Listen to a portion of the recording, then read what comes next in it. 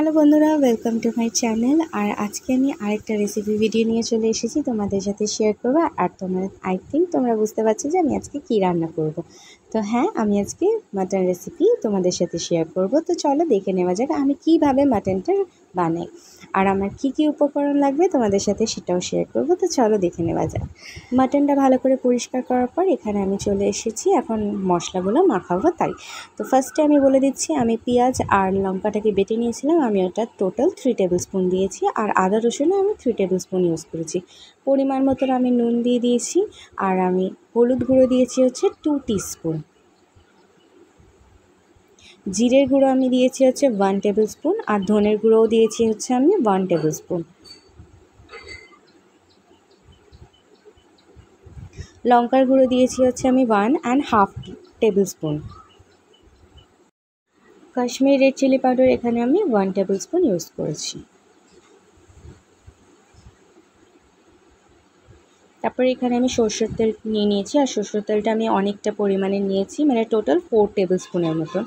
তো এবার আমি এখানে ভালো করে মাটনটাকে মাখিয়ে নেব, আর আমি এটাকে ম্যারিনেট করে রাখবো 2 আওয়ার্সের জন্য, মানে 2 ঘন্টার জন্য আমি এটাকে ম্যারিনেট করে রেখে দেবো। আর ওখানে আমার আলুটাও ভাজা হয়ে গেছিলো। তো এবার আমি সরষের তেল গরম করে নিয়েছিলাম আর চিনি দিয়ে দিয়েছিলাম। চিনিটা দিয়ে এবার আমি চিনিটাকে ভালো করে মেল্ট করে নেবো, তাহলে পেঁয়াজের খুব সুন্দর কালার আসে, ব্রাউনিশ কালার। তো এখানে আমার চিনিটা মেল্ট হয়ে গেছে। এবার আমি এর মধ্যে দিয়ে দেবো হচ্ছে শুকনো লঙ্কা, 2টো শুকনো লঙ্কা, আর পেঁয়াজটা কেটে রেখেছিলাম স্লাইস করে, সেটা দিয়ে দিলাম। দিয়ে এবার আমি এটাকে ভালো করে ফ্রাই করে নেব। আমি এখানে আরও 1 টেবিল স্পুনের মতন আদা রসুন বাটা ইউজ করেছিলাম, সেটা ভুলে গেছিলাম তোমাদেরকে দেখাতে। আর পরিমাণ মতো নুন ইউজ করে দিয়েছিলাম।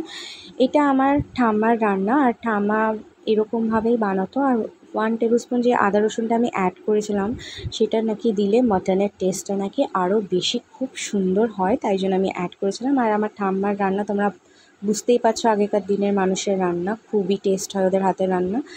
তো এখানে আমি এবার পেঁয়াজটাকে ভালো করে ফ্রাই করে নেব। পেঁয়াজটা এখানে আমার ফ্রাই হয়ে গেছে। এবার আমি এর মধ্যে দিয়ে দেবো হচ্ছে মাটনটা, যেটা আমি ম্যারিনেট করে রেখেছিলাম, সেটা দিয়ে দিলাম। দিয়ে এবার আমি মাটনটাকে ভালো করে কষিয়ে নেব।